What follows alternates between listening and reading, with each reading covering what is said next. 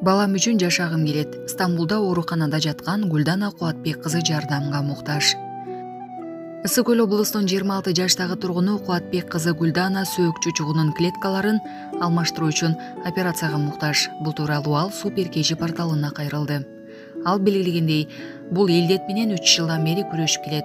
Анын операциясы Туркиянын Стамбул шаарында жасалат. Бул үчүн акча каражаты жетишсиз болгондуктан кайрымдуу жарандардан жардам сурайт. Кандын рагы менен ооруганыма 3 жыл болду. Учурда Стамбул шаарындагы ооруканалардын биринде химиялык терапия алып жатам. Бул жака $65,000 деп сүйлөшүп келип, кийин анализдерим абдан начар чыгып, $90,000 көтөрүлдү. Рак клеткалары көбөйүп, күндөн күнгө абалым начарлап жатат. Тез арада сөөк чучугунун клеткаларын алмаштыруу керек экенин айтышты. Донор бир тууган эжем болот, бирок операцияга акча каражаты жетпей жатат. 3 жашар балам бар. Ал үчүн жашагым келет, деди Гүлдана. Ошондой эле ал учурда $30,000 төлөгөндүгүн, дагы $60,000 жетпей жаткандыгын билдирди. Гүлдананын өмүрүнө кайдыгер карабаган жарандар төмөнкү эсеп номурлары аркылуу жардам бере алат. Элсом 0707 57 19 95, Мбанк 0707 57 19 95, Сбербанк 22 02 20 61 75 20 52 98, Виза 41 77 49 01 56 75 26 20. Булак Супер KG. Орусиянын мамлекеттик думасы жарандык тууралуу мыйзамды кабыл алды. Орусиянын мамлекеттик думасы дароо эле 2 жана 3 окууда Орусия Федерациясынын жарандыгы жөнүндө мыйзамдын жаңы редакциясын кабыл алды. Анда орус жарандыгын алгандарды улуттук коопсуздукка коркунуч келтирген аракеттер, анын ичинде аскердик фейк жана дискредитация үчүн андан ажыратуу каралган. Мындан тышкары орус бийлиги массалык башаламандыкка катышуу, митинг боюнча мыйзамдарды бир нече жол бузуу, аскердик кызматтан баш тартуу, дезертирлик жана чет элдик агент боюнча мыйзамдар аткарылбаган учурда да орус жарандыгынан ажырата алат.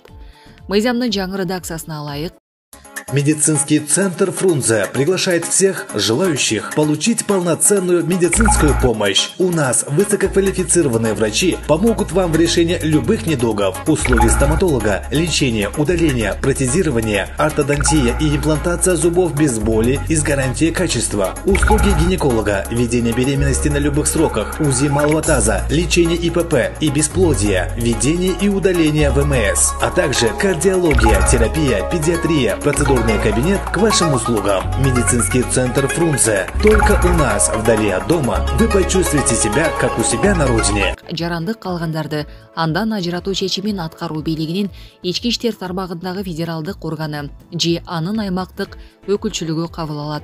Орусиянын мыйзамдарына ылайык өлкөнүн аймагында төрөлгөн адамды жарандыктан ажыратуу мүмкүн эмес. Ал эми жарандык кийин алынган болсо, анда аны берилген документтердеги каталардан улам же соттун өкүмү менен жокко чыгарууга болот. 2017 жылы терроризм жана экстремизм үчүн соттолгондорду Орусиянын жарандыгынан ажыратуу боюнча мыйзам кабыл алынган. Расмий маалымат боюнча Орусияда миллиондон ашуун кыргызстандык эмгек мигранты бар.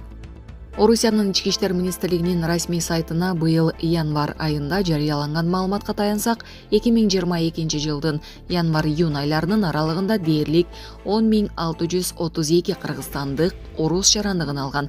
Кыргызстандын тышкы иштер министрлигинин Азаттыкка берген маалыматына караганда, жыл сайын 9,000 кыргызстандык орус жарандыгын алат. Акыркы 30 жыл ичинде Орусиянын жараны болгон кыргызстандыктардын саны расмий эсепте 650,000ден ашкан. Булак Азаттык. Билим берүү министри Алмазбек Бейшеналиев күнөөсүн мойнуна алган жок. Бүгүн 18 апрелде 1 май райондук сотунда мурдагы билим берүү министри Алмазбек Бейшеналиевдин иши боюнча соттук отурум өтөдү.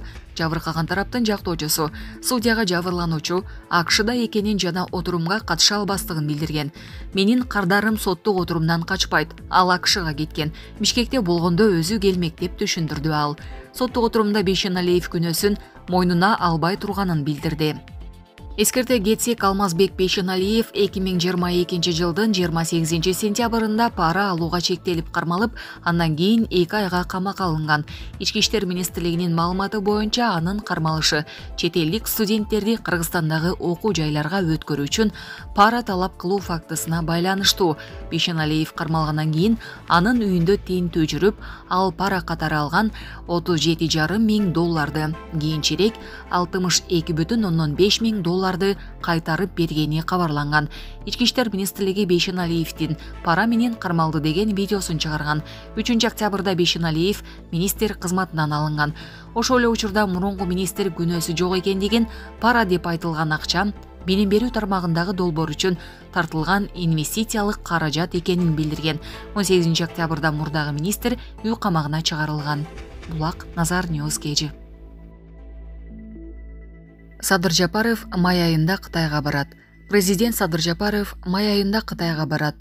Анын алкагында Борбор Азия өлкөлөрүнүн жана Кытайдын мамлекет башчыларынын катышуусундагы саммитке катышат. Бул тууралуу Кыргыз Республикасынын экономика жана коммерция министрлигинин маалымат кызматынан билдиришти. Маалымдалгандай, бүгүн 18 апрелде Кытай тараптын демилгеси менен видеоконференция режиминде Кытай Борбордук Азия экономика жана соода министрлеринин биринчи жолугушуусу өттү.